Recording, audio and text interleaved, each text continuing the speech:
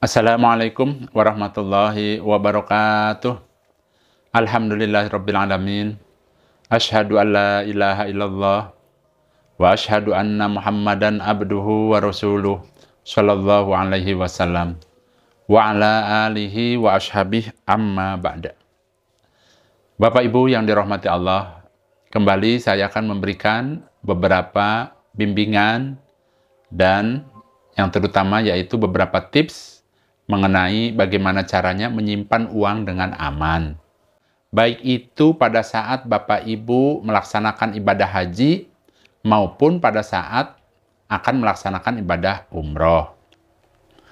Yang perlu diwaspadai Bapak Ibu, pada saat pelaksanaan ibadah umroh maupun ibadah haji, di tanah suci itu tetap saja ada saja yang namanya pencuri, ada saja yang namanya orang yang tidak baik.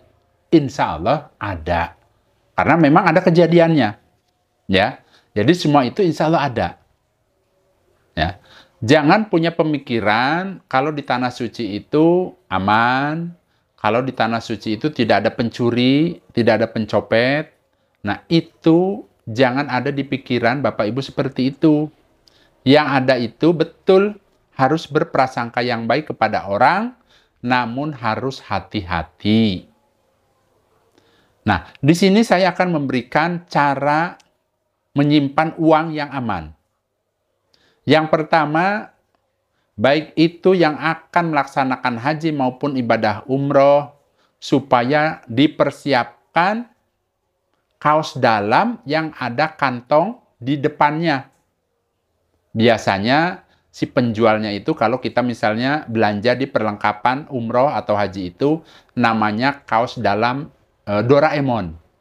Tempat menyimpan barang-barang berharga khususnya uang. Itu ya. Jadi silahkan beli di tempat-tempat yang menjual, bahkan di online shop juga banyak. Ya, silahkan pesan, harganya insya Allah murah. Ya, insya Allah sekitar 30.000 sampai 35.000. Ada yang pakai tangan, ada juga yang singlet. Hanya saja dibedakan. Biasanya kalau untuk perempuan ada sedikit renda-rendanya, kalau laki-laki polos. Ya. Diusahakan kalau milih kaosnya itu diusahakan yang sekiranya longgar lehernya, jangan sampai nyekek. Karena ada polanya itu yang kecil di leher. Itu kekurangannya. Saya sudah berkali-kali memeriksa pakaian dalam seperti itu, kelemahannya ada penjahit itu membuatnya kecil di leher, itu tidak nyaman. Ya. Silahkan beli 3-4. Ya, kalau sekiranya untuk ibadah haji ya insya Allah 3-4. Kalau untuk umroh insya Allah cukup 2. Itu ya. Nah, pada saat Bapak Ibu ingin berangkat, itu kan biasanya ya, rata-rata membawa uang bekal. Ya. Baik itu uang real maupun uang rupiah. Silahkan kalau sudah memiliki, ya, dimasukkan uangnya ke plastik kantong es itu kan ada biasanya ya, yang ukuran 1 kilo, kemudian silahkan dirapihkan, dimasukkanlah ke sini, ke dada. Tadi ke kaos dalam barulah umpama pakai gamis dan lain sebagainya, atau baju koko dan lain sebagainya. Itu yang paling aman. Insya Allah itu yang paling aman. Nah, kemudian Bapak Ibu, pada saat Bapak Ibu melaksanakan ibadah umrohnya, ini saya cerita sedikit ya, pelaksanaan ibadah umrohnya itu kan kalau laki-laki tidak boleh memakai daleman. Itu bagaimana? Uangnya. Nah, di sini saya akan jelaskan, kalau Bapak Ibu berangkat umrohnya atau berangkat haji suami istri, maka saya menyarankan agar bekal uangnya disimpan di istri. Itu ya. Silahkan disimpan di istri, disimpan di dada.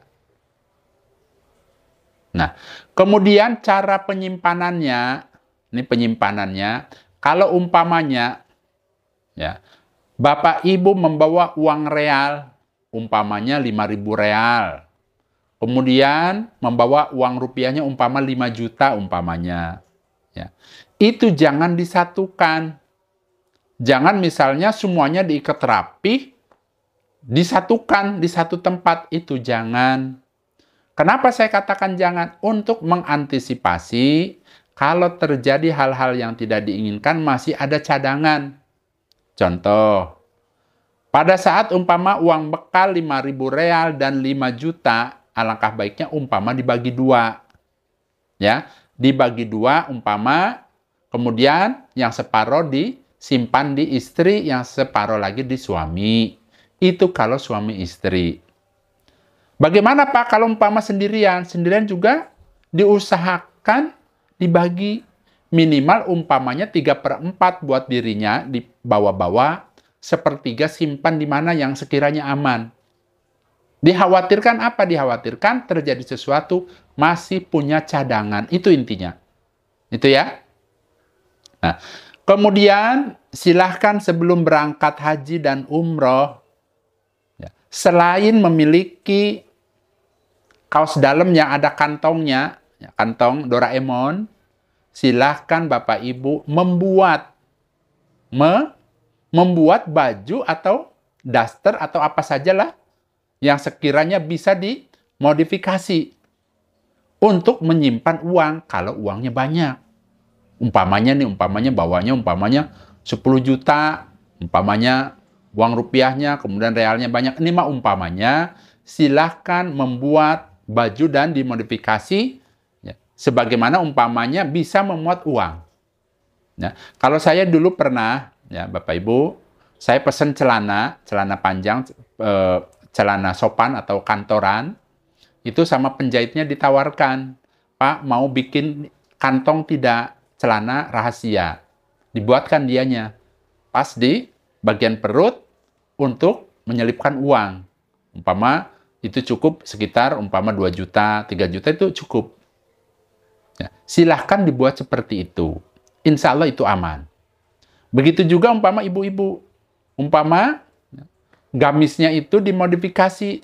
Di dadanya dibelah, umpama beli jadi, tapi kemudian datang ke tukang jahit, dipotong tengahnya, ya, kemudian dibuatlah kantong dalam. Toh nantinya kan ketutup kudungan. Jadi tidak terlihat. Jadi umpama mau belanja-belanja, ya, selain uang yang utuh di dalam, yang di dalam itu kan pakai kaos dalam, yang ada kantong Doraemonnya, ini mah khusus yang buat belanja, buat mudah ngambilnya. Ya, dibuka pakai sleting seret, ya, kemudian ngambilnya gampang. Itu disiasati seperti itu. Kalau pada saat mau belanja-belanja gampang. Kan kalau kaos dalam susah di dalam, ya. Tapi kalau udah di baju dibuka begitu aman, tapi di dada ya, insya Allah yang aman di dada. Itu diantara beberapa tipsnya. Kemudian Bapak Ibu, pada saat Bapak Ibu ingin melaksanakan haji dan umroh, saya menyarankan agar jangan membawa uang terlalu banyak. Zaman sekarang ini zaman canggih. Kalau sekiranya ingin bawa uang banyak, saya menyarankan sebagian cukup pakai kartu ATM bawa. Umpama mau bawa uang 50 juta umpamanya. Soalnya tempo hari ada Bapak Ibu ya, yang melaksanakan ibadah umroh itu sampai 50 juta uang belanjanya. Boleh-boleh saja sah, silahkan.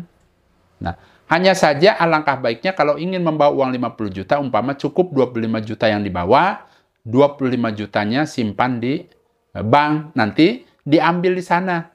Pada saat di Mekah, di Madinah itu banyak yang namanya ya, ATM.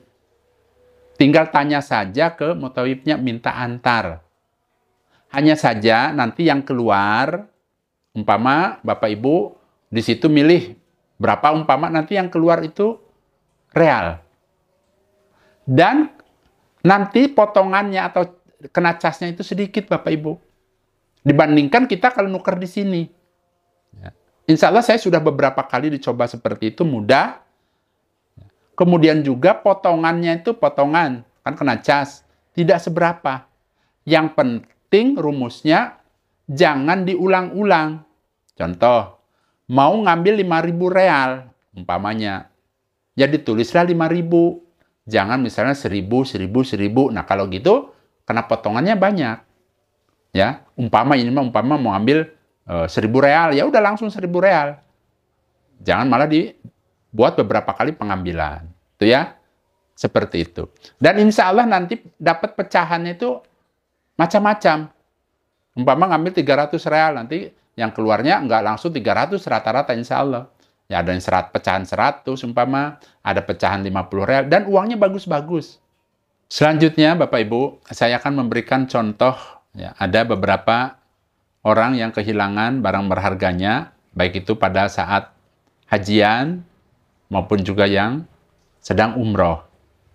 Yang pertama, ya, pernah menimpa pada seorang bapak-bapak pada saat dia melaksanakan tawaf di Baitullah. Nah, kemudian uang bekalnya itu sama dia bawa, padahal dia suami istri. Dia bawa dan dimasukkan ke sabuk.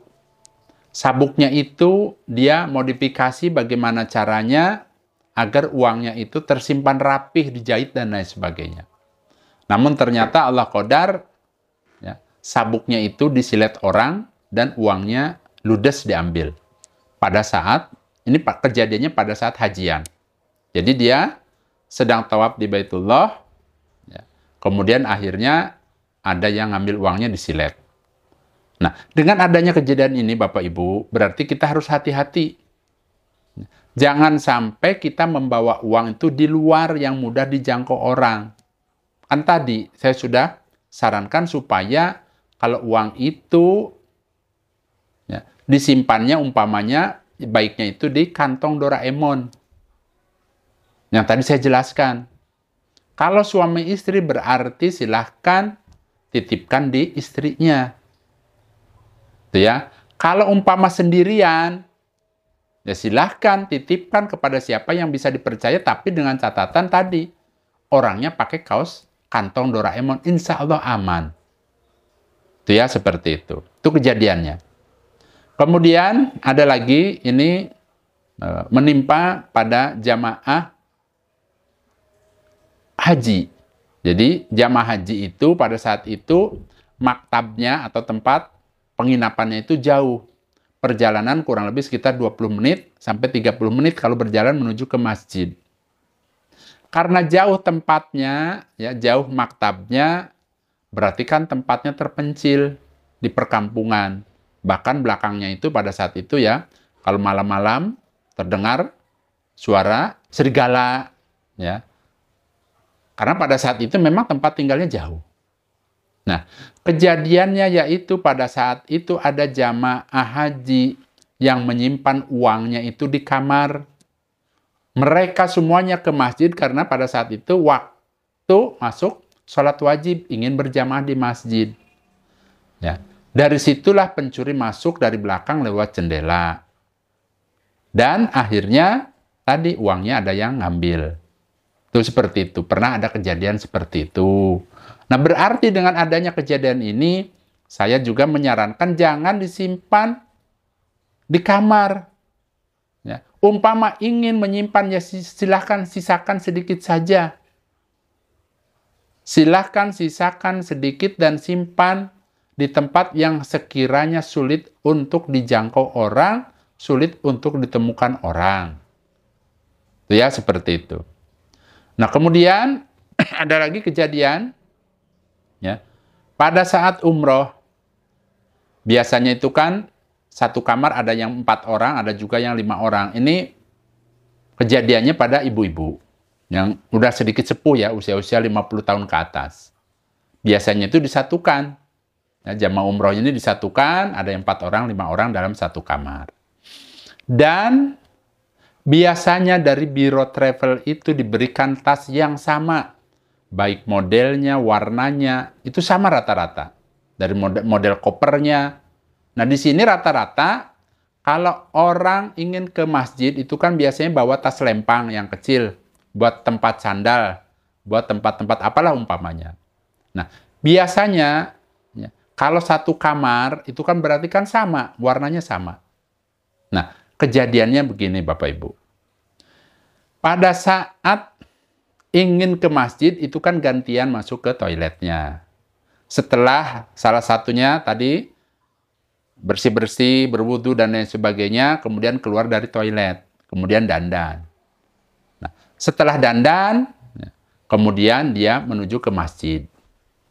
Nah, pada saat gantian itu kan ada yang masuk, kalau ada yang keluar biasanya gantian masuklah ke toilet. Nah, karena pada saat itu yang masuk ke toilet tasnya sama dengan teman-temannya juga sama, berada di tempat kasur. Modelnya sama, warnanya sama, tidak ada tandanya. Nah, orang yang pertama tadi, ibu-ibu yang pertama yang keluar ke masjid itu membawa tas temannya yang masih ada di toilet. Dan itu ada isi uangnya, uang bekalnya. Nah, kejadiannya pada saat itu ibu-ibu yang membawa tas temannya karena dikira punya dirinya, dia bawa ke masjid. Nah, sepulang dari masjid, dia buka tuh, kok ada uangnya. Nah, karena ada uangnya dia merasa heran. Apakah ini benar rezeki saya? Karena terkadang kata orang-orang katanya di tanah suci itu tidak ada yang tidak mungkin, bisa saja Allah ngasih rezeki. Akhirnya saking gembiranya, akhirnya dia belanja-belanja pakai uang itu. Dikiranya Allah memberikan rezeki kepadanya, tiba-tiba ada uang di situ. Di tas yang dibawa-bawanya, dia tidak mengira kalau itu tas temannya. Dia habiskan untuk belanja, untuk oleh-oleh.